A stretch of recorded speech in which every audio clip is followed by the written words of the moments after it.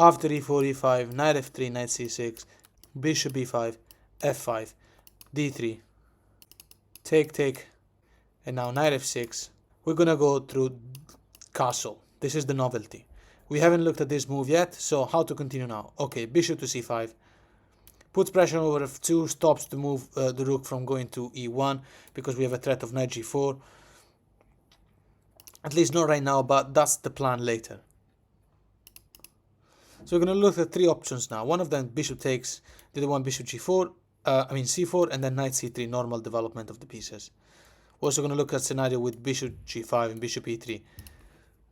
So let's try to look at as many scenarios as possible. Let's say, for example, bishop going back to c4. This is not a transposition into an Italian or something. It's just an idea that the white player might have about stopping us from castling. The white player might be a Spanish player, but then he's decided to play in this move since he didn't know that we were going to play f5. And now this move does serve a purpose. Okay, d6, and then after development of the pieces, bishop to g4. This is a thematic move. We want to play knight c3 and so on. Two moves now. One of them that I've encountered recently, and I wanted to know what to do against it, so that's why I've studied it myself, is knight to d5 now. Okay, well, knight to d4 comes now, and we're putting a lot of pressure over this knight. We should be winning the game because of that usual tactic of, forcing the pawn to... It's not like a winning advantage, but it's really good to do that. What happens after bishop to e2? Okay, take the bishop. Queen takes back, the pin remains. Now also swap the knight, pawn takes back, all of these are forcing moves, and now castle. And that's it. You already have achieved doubling up and isolating of the f-file pawns. If the queen tries to unpin, that's the moment you have to take. Obviously, you can't wait any longer. Pawn takes back, and now queen d7. Preparing to go to the vulnerable king side. So there are no moves here that actually save the game, because the white player will have to give up material. If bishop to e3, for instance, trying to reduce our attack. Obviously, we play bishop to b6. If they take us, we can take with the a pawn. We've got a rook on an open file, stopping this rook from moving and forcing white to play pawn to a3. But that wastes the tempo anyway. We can then play rook a4 and transfer the rook on this side. So that would be amazing. Let's assume that white will play their best move. So after a4, for instance, a5. And now, strangely enough, it looks like the bishop can take us, but that's not true. So remember this pattern, one of the many patterns that we're going through in this saga. Now here, you don't take the bishop back, but rather plays rook f4 since the bishop is gone from e3. And that was the idea. So for example, you're not memorizing moves here. If you see the opponent playing the bishop in fianchetto, then rook f4 would be already available. In this case, it wasn't available until this moment.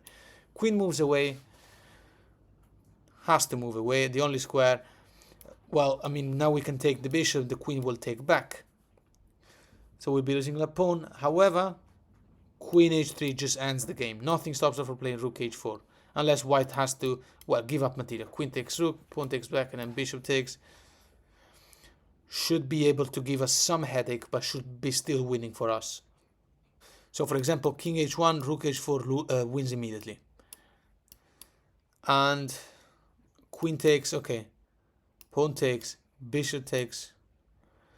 Now queen takes to f3. The white king can't move at all. And if white were to move this rook, for whatever reason, you can just check and play pawn to f3. It's deadly. If instead, let's say white takes this pawn, tries to produce this pass pawn, well, it's not good enough because you might think of taking, but here rook a6 is the most accurate, deadly move that wins the game. So you know how to behave in that type of scenario. Let's quickly go and look at other scenarios. Bishop e5, f5, d3, take. Knight e6, and now castle. Okay, bishop to c5. We're looking at this quick retreat of the bishop, stopping us from castling. d6, okay, development, knight c3, and now bishop to g4. Earlier we went through that knight d5 idea that was pretty annoying. What happens after bishop to g5 now? One of the most normal moves. Okay, go and put pressure on that knight. You're just going to do the same thing. You got double attack here, and you can break the pawn structure. What happens after white does it to us? This could be an interesting idea. Here we don't have to actually worry. c6, attack the knight. Knight takes check, pawn takes, and that's it. The bishop doesn't have anything. Yeah, he might play bishop h6, stopping us from castling, and maybe play bishop to g7, trapping our rook and winning the exchange. But still, black plays f5 now. We're threatening to simply take the pawn in e4.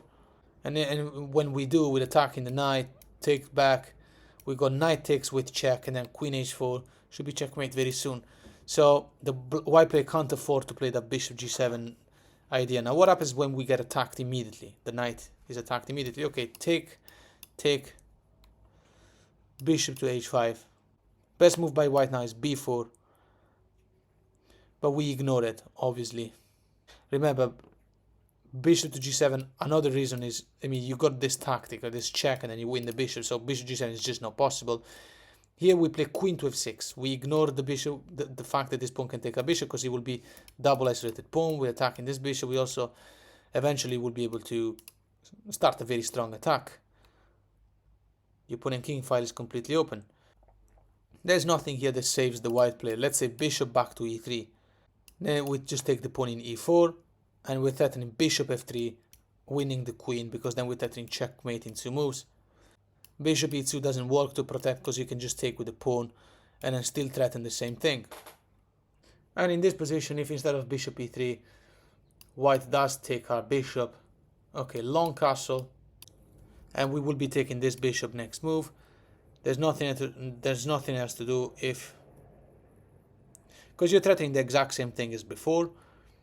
If white plays king to h1, then you just take the pawn in c5. That's the most accurate move you can play. They still threaten the same things. Pawn takes and bishop f3. So let's make a recap. And then we're going to look at something different now. Bishop b5, f5, e3, take. Knight f6, castle. Bishop c5. What happens after knight to c3 now? Okay, d6. And now bishop to g5, the usual plan. Castle. And now this is strange actually, because this literally allows knight and bishop to both to put pressure on this file, and we're gonna have to take with the pawn, and it looks really bad. However, bishop e6 will actually do.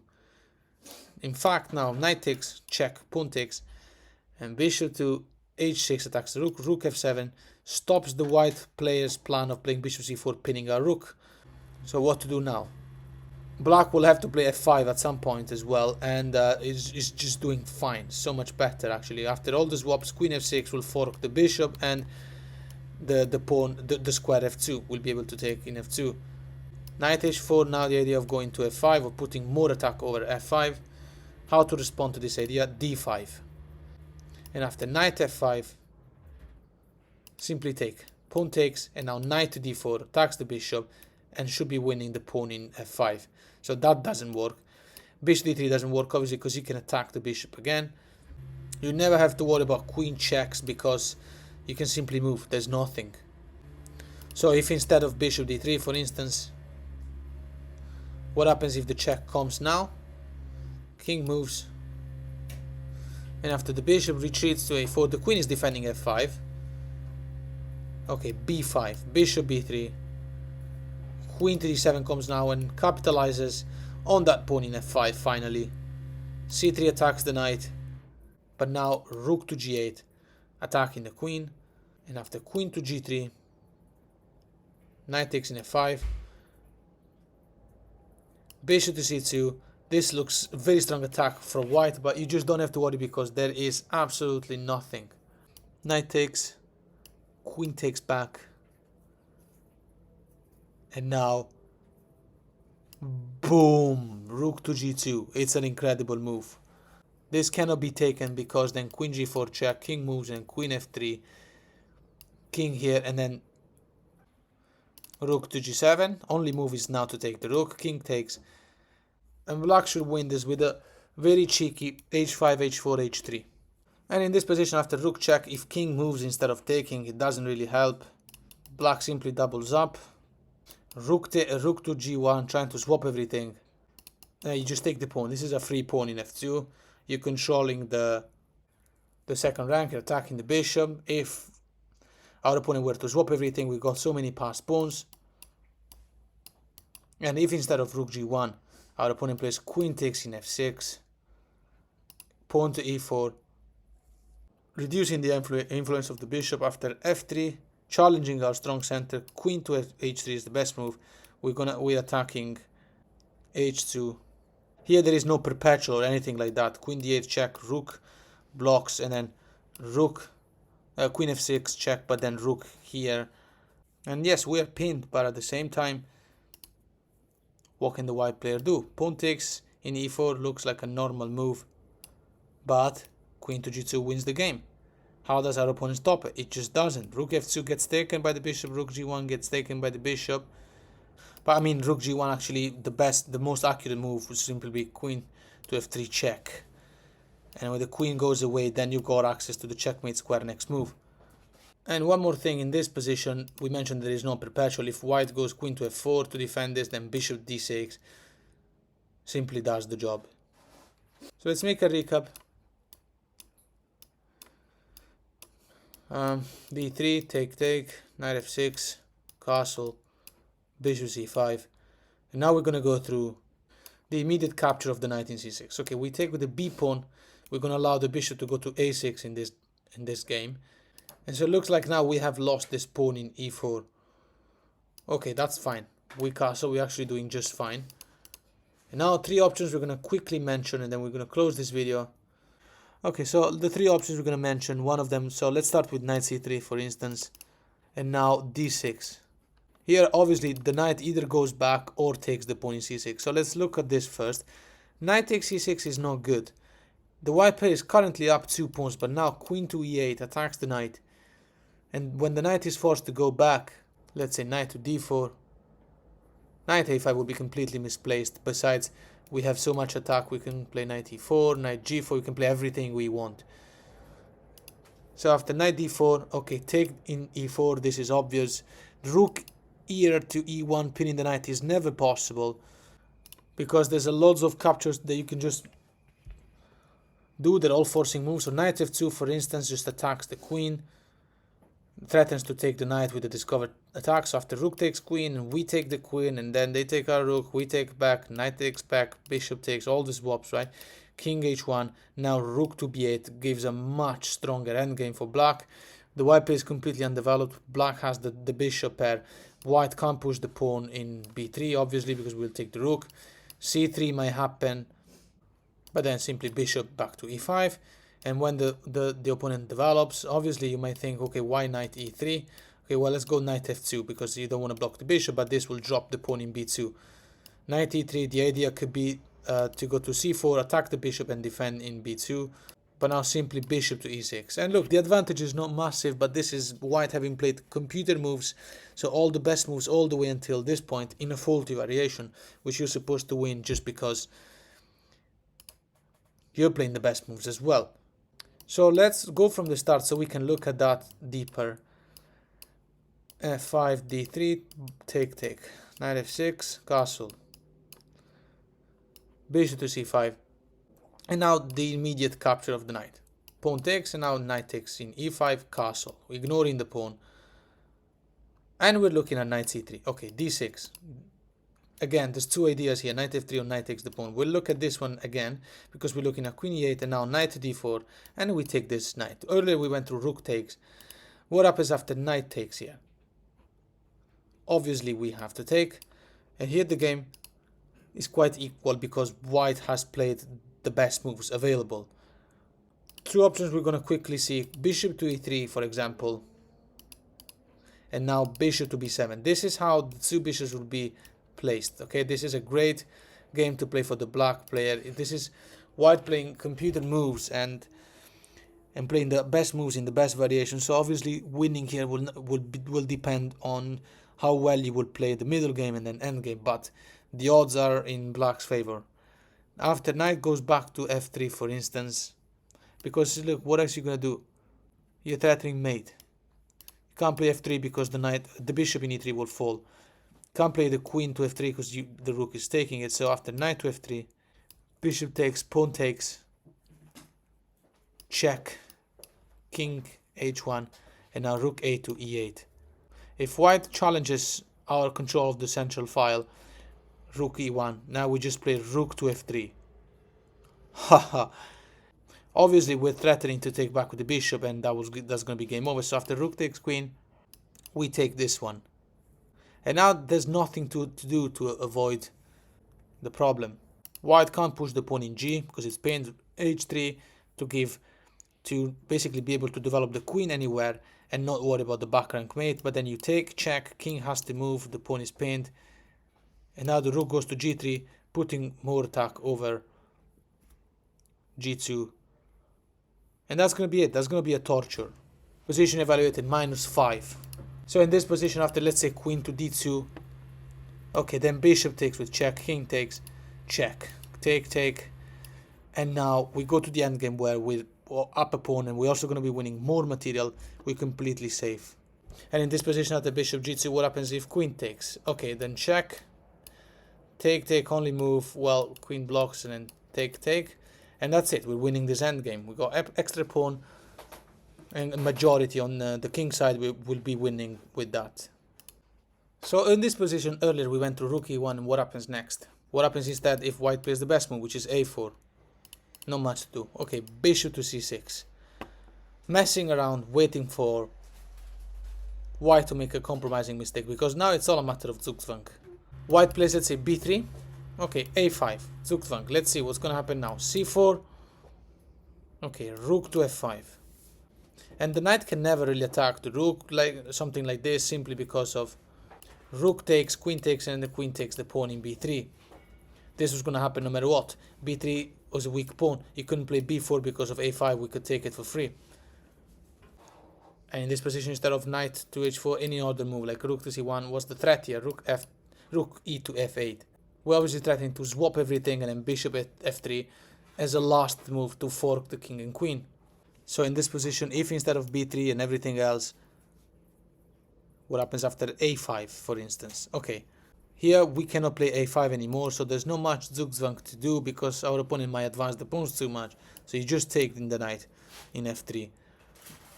Pawn takes, but either way, even if the pawn didn't take, you could just swap everything until the pawn becomes isolated. You play better endgame. Rook to f5. The idea of doubling up on the weak pawn. And after queen e1, rook to f3. This is beautiful because of the Zwischenzug. Rook cannot take because queen takes comes with check, and then the rook can take the queen. So after queen takes, check, and then take back, and then rook e3, we're winning this endgame. There is no move for the white player except rook c1 to protect the pawn. Because a move like king to g2, you can just play rook e2 and start winning the pawns. Swapping is favorable because we've got an extra pawn in the exact same position as before. But not exactly the same, but very similar. So let's make a recap.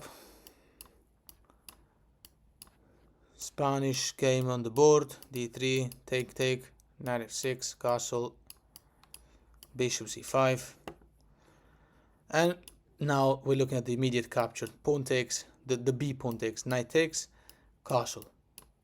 And after knight to c3, d6. Let's look at what happens if white doesn't take the pawn in c6, but just goes back to f3. White is still up a pawn, but we have the bishop pair. Okay, in fact we start using it. Bishop to a6, attacking the rook. The rook can't move. A move like knight to a4, attacking the bishop, trying to triple up our pawn, is met with a simple winning of the exchange. You don't have to worry about the triple pawn, because that's good enough. So what happens if rook to e1? Okay, knight to g4, playing a very obvious attack over f2, and the only move now for white is bishop to e3. Okay, take back with the pawn. We doubled up and isolated the pawn in the center, although they're not very weak, those two pawns. Black now goes on with queen to f6, developing, and after queen to d4, developing, and also hoping for queen d4, fixing the pawn structure, which is not going to happen, of course. Black actually plays this beautiful move, knight to e5, thematic. The knight cannot take the knight, simply because of queen f2 check, king moves, and now the beautiful bishop to f1, threatening checkmate. This forces the white player to play the only move available in this position, which is the check of the queen. Then you're going to take the queen, and you're going to go to a winning endgame. So in this position, the knight can't take the knight. So after king to h1, computer move to avoid all of that. Knight to f3. Obviously, the pawn can't take the knight because queen takes back. It's devastating. So queen takes f6. First, the rook takes, pawn takes, and rook takes f3 is giving us a better endgame. So in this position, earlier we went through knight to c3 and everything that happens next. So now let's look at this move, bishop to g8. Okay, queen to 8 comes now with an attack on the knight. That knight is vulnerable, and eventually we are going to recapture the pawn in e4, and it's actually going to be better for the black player since we're going to have the d5 pawn push or d6. It's up to whatever you want to play. They're both good moves. Bishop a6, the bishop pairs, so basically it's just better perspective for the black player. Now here, a move like knight to d3 to counterattack our bishop doesn't work because knight to e4 comes. And after the knight takes our bishop, we take the opponent bishop. Rook to e1 attacking the queen, queen to g6. This is looking much better for black. A move like, for example, knight to d2, just to make an example, to see the threat that's going on, knight to h3 wins the game. The pawn is pinned. If the king goes to f1, rook f2 ends the game. If the king goes to h1, knight f2 wins the queen, and obviously that's game over as well. So now you know what you're threatening. Rook to e3 is the computer move at this point. Obviously knight h3 gets taken by the rook, so you can't play it anymore. d6, attacking the knight. And after the knight goes back, for example, to d3, knight to h3 comes, and king to f1. Obviously the rook can take, but then the bishop could have taken back, so we win the exchange. The knight is not protecting f2, by the way. However, it's fine for us. Queen to h6, threatening to win the rook. Every move is a threat. Queen e2 protects the rook. Knight f2 now happens anyway. And after knight takes back, bishop to g4, kicks the queen away. The knight is pinned. The queen will have to go away, but at the same time still protect the rook unless the white player wants to give up more material. But now queen to h2, threatening mate. And good luck to the white player stopping this. So in the same scenario, there's another move I needed to show. So bishop b5, f5. And then see, you're learning now more and more the more you watch this video. Bishop c5, take the knight immediately. Okay, take with the b pawn. Knight takes, castle. And now bishop to g5. Okay, queen e8 attacking the knight. We mentioned knight d3, it doesn't work. The best move would be bishop takes f6. Okay, rook takes back. And now we no longer have that much attack over e4. But still, knight to d3 has to happen. There's nothing else. f4 couldn't happen because the pawn is pinned. Knight to d3. Okay, bishop to d4 is the best move. Puts pressure on b2. We can't take in b2, but we're threatening bishop a6. What happens after c3? Okay, bishop to b6. The bishop is in a great diagonal. It also deprived us, our opponent, the possibility to play knight c3. Let's go on. Knight a3. Because remember, the rook couldn't really move to e1, because obviously you're threatening once again bishop a6, removing the knight, and then you got a lot of attack over f2. And if after bishop a6 white plays e5, then simply rook f8, you're doing the exact same threat. There's no stopping that.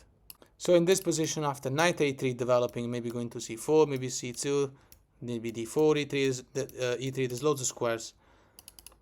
Queen takes pawn in e4.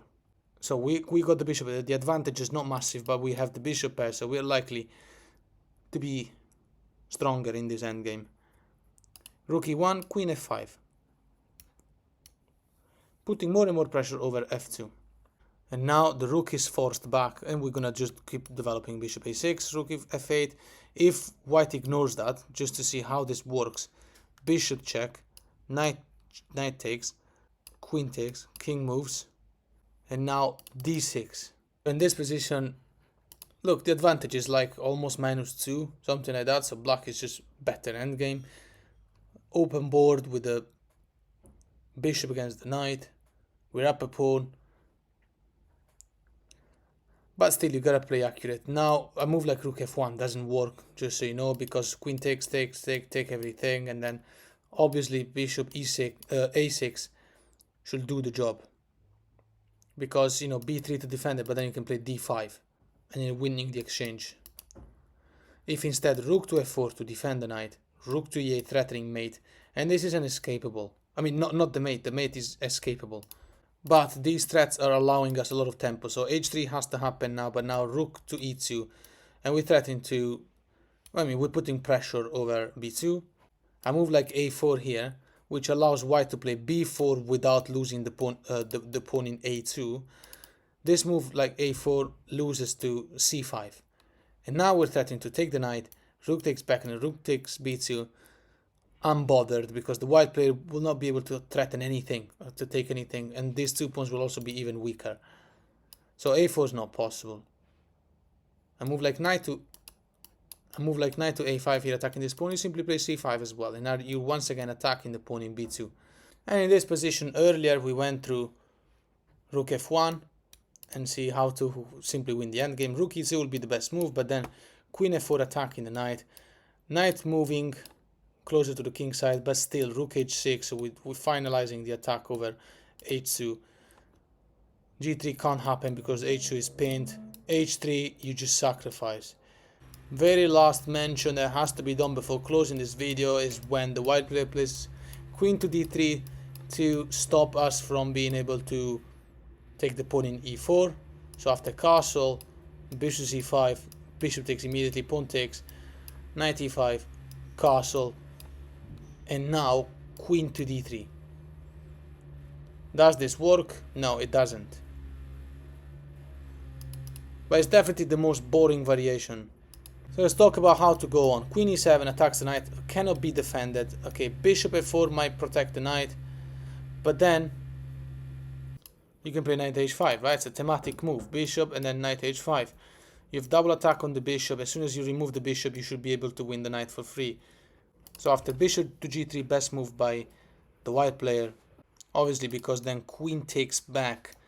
When we take the bishop, then the queen will be defending the knight. But we still go on and take it. And then the queen takes. And now bishop to a6. You see how strong the bishop pair is? Because we're threatening bishop to. If the rook were to move bishop a2, will win the game. So rook to e1 is wrong. So knight to d3 now. Looks like it stops everything. And now surprisingly we take it. Well, not that surprisingly, because when the pawn takes back, rook to f2. Threatening this cover attack that wins the game. So rook takes. Now we're pinning that rook. So rook to f8. And we're winning. So in this position we mentioned how bishop f4 is not the ideal move. So what happens when the knight goes back? Okay, we recapture the pawn. Now we just swap queen and isolate the opponent pawn and play the endgame with the bishop pair. So the queen will have to take us, and we take back, and we're putting a lot of pressure over f2. White's best move would be knight to d2. Obviously we have to go back now. We don't want to help our opponent develop. And here there's a lot of things that can happen, but you've learned how to preserve the bishop pair, go for the better endgame for black. This is white having played the absolute best moves, which is why I kept this line for the very end of the game. Now you know exactly how to punish every single mistake, every single inaccuracy, and even in a position like this, where white played computer moves only, you're still left with the bishop pair for the endgame. Some quick insight I may give you, just to remind you of the patterns, the many patterns that we've gone through in this very long video. Knight to c4, bishop to a6, so you know how to behave, right? The knight can't be moved without losing the exchange. d3 can't happen without d5. See, these when you've seen these tactics once, and then twice, and then more and more times, eventually you will literally be able to make them happen. If instead in this position white plays knight to b3 attacking the bishop, bishop to b6. You don't have to memorize moves, just remember this bishop is really strong, keep him alive. a4, a6. Don't let that pawn go in and force your bishop to be given away for this stupid knight. Bishop f4 developing, d6. Because otherwise then a5 we move the bishop and the bishop can capture in c7. There's no compensation for us. Rook a to e1, trying to go to e7. Black plays a5, allowing bishop a6, and this is now unescapable. I mean, no, it's not unescapable because the white player will have to play something. The rook will have to go back. We're going to play bishop e6, but then we're also going to play knight g4.